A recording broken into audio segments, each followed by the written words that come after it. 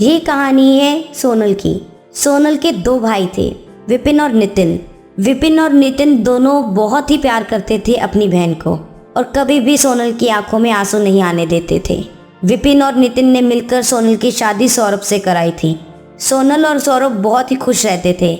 जब भी वो अपने मायके जाती तो दोनों भैया और भाभी उनकी बहुत ही आवभगत करते थे। मगर एक टाइम ऐसा आया कि ना तो सोनल को कोई फ़ोन करता था और ना ही घर आने के लिए बुलाता था। एक दिन सोनल बिन बताए अपने भाइयों से मिलने चली जाती है।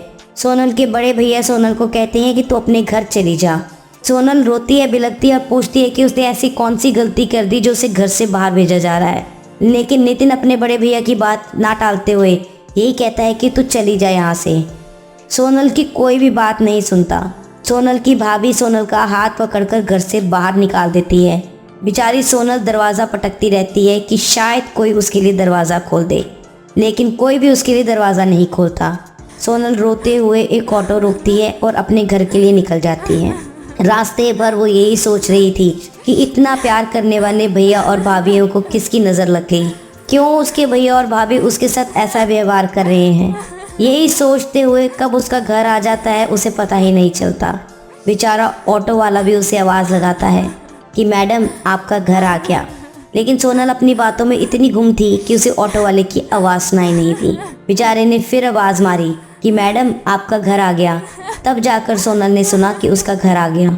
सोनल ने पैसे दिए और अपने घर चली गई।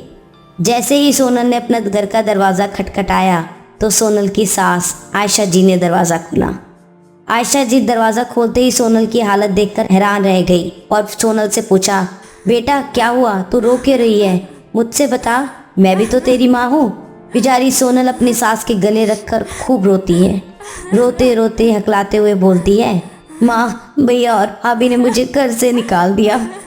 माँ ऐसा क्या हो गया। आयशा जी भी क्या करती, उन्होंने सोनल को चुप कराया और हौसला दिया कि अक्सर भाई बहनों में मनमुटाव होता ही रहता है, यही तो रिश्ते हैं, तभी तो प्यार भी बना रहता है। थोड़ा वक्त दो, वो खुद तुम्हें फ़ोन करेंगे। आयशा जी सोनल को थोड़ा संभाल लेती हैं और उसे अपने कमरे में जाकर आराम करने के लिए कहती हैं। सोनल भी अपने कमरे में जाकर आराम करती है और थोड़े दिन इसी तरह बीत जाते हैं। 10-12 दिन बीतने के बाद आयशा जी सोनल को कहती हैं, जा सोनल बेटा अपने भाइयों से मिलना, अगर बात करोगे तभी तो झगड़ा ख़त्म होगा, जा जाकर बात करा। सोनल खुश हो जाती है और कहती है मैं आज ही जाती हूँ। फिर सोनल ऑटो करके अपने भाइयों के घर पहुँचती है। जैसे ही वो अपने भाइयों के घर पहुँचती है तो उसे वहाँ पर ताला मिलता है। ना भाभी घर पर होती हैं ना दोनों भाई। वो अपनी दोनों भाभीयों को फ़ोन मिलाती है कि शायद कोई उसका फ़ोन उठा ले, मगर दोनों भाभीयों ने उसका फ़ोन नहीं उठाया। इतने में ही उनकी पड़ोस वाली आंटी जिसका नाम सुषमा था वो आ जाती हैं और बोलती हैं, बिटिया तू बाहर क्यों खड़ी है, चल मेरे घर चल। तो सोनल ने पूछा, आंटी क्या आपको पता है भैया भाभी कहाँ गए हैं।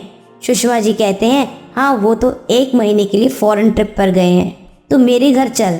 सोनल कहती है, नहीं आंटी मैं अपने घर जाऊंगी। सोनल बेचारी फिर अपने घर पहुंच जाती है। जब वो घर पहुंचती है तो आयशा जी और सौरभ दोनों ही घर पर होते हैं। वो दोनों को बताती है कि भैया और भाभी 1 महीने के लिए फ़ॉरेन ट्रिप पर गए हैं। आयशा जी भी बोल देती हैं, क्या फ़ॉरेन ट्रिप पर, उन्होंने तो कहा था कि उनके पास पैसे नहीं हैं, तभी तो तुम्हारी शादी का खर्चा हमने उठाया था। सौरभ को भी अपनी माँ की बात पर गुस्सा आता है और वो कहता है, माँ इन बातों का क्या मतलब अब। तो आयशा जी चुप हो जाती हैं। इसी तरह से 1.5 महीना बीत जाता है। सौरभ एक दिन सोनल को कहता है, अब तो महीने से ऊपर हो गया, जाओ मिल आओ, भैया भाभी शायद आ गए होंगे। नाराज़गी किस बात की है पता तो चले। सोनल अपना बैग लेती है और अपने भाइयों के घर चली जाती है। जैसे ही वो घर पे पहुंचती है उसके भाई फिर उसको घर से निकाल देते हैं। बेचारी रोती बिलखती फिर अपने घर पहुंचती है। आयशा जी सोनल का माइंड डाइवर्ट करने के लिए कभी उसे बाजार ले जाती तो कभी किटी पार्टीज पर। इसी तरीके से दिन बीत रहे थे, लेकिन सोनल को ये बहुत धक्का लगा था कि उसके भाइयों ने उसे घर से क्यों निकाला। एक दिन बाजार में सोनल के पापा के दोस्त जो एक एडवोकेट थे वो मिल जाते हैं। सोनल उनको देखकर पहचान जाती है और आवाज़ लगाती है, कुणाल अंकल नमस्ते, आप यहाँ पहचाना मुझे। कुणाल अंकल ने भी कहा, हाँ सोनल बिटिया तेरे को क्यों नहीं पहचानूंगा, मैं 1.5 महीने पहले तुम्हारे घर गया था लेकिन तुम नहीं मिली मुझे। अंकल मुझे किसी ने बताया ही नहीं, अगर मुझे कोई बताता तो मैं ज़रूर आ जाती आपसे मिलने। कुणाल अंकल ने भी कहा, बेटा मैं तो विल पढ़ने गया था, बस इसीलिए पूछ रहा था।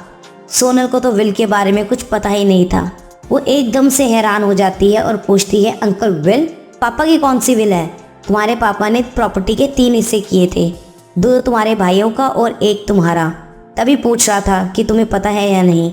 सोनल कुणाल अंकल को सारी बात बताती है कि किस तरह उसके भाइयों ने उसे घर से बाहर निकाला और बेइज्जत किया। फिर बेचारी क्या करती, उसने सोच ही लिया था कि अपने भाइयों का इस व्यवहार का बदला वो लेकर रहेगी। तो उसने कुणाल अंकल से हेल्प मांगी कि वो उसके लिए केस लड़े, क्योंकि अब वो अपनी प्रॉपर्टी के लिए अपने भाइयों से लड़ेगी। आयशा जी ने समझाया, प्रॉपर्टी लोगे तो भाई छूट जाएंगे, लेकिन सोनल ने भी कहा, भाई तो कब के छूट गए, क्योंकि प्रॉपर्टी की जगह उनकी बहन ने ले ली है।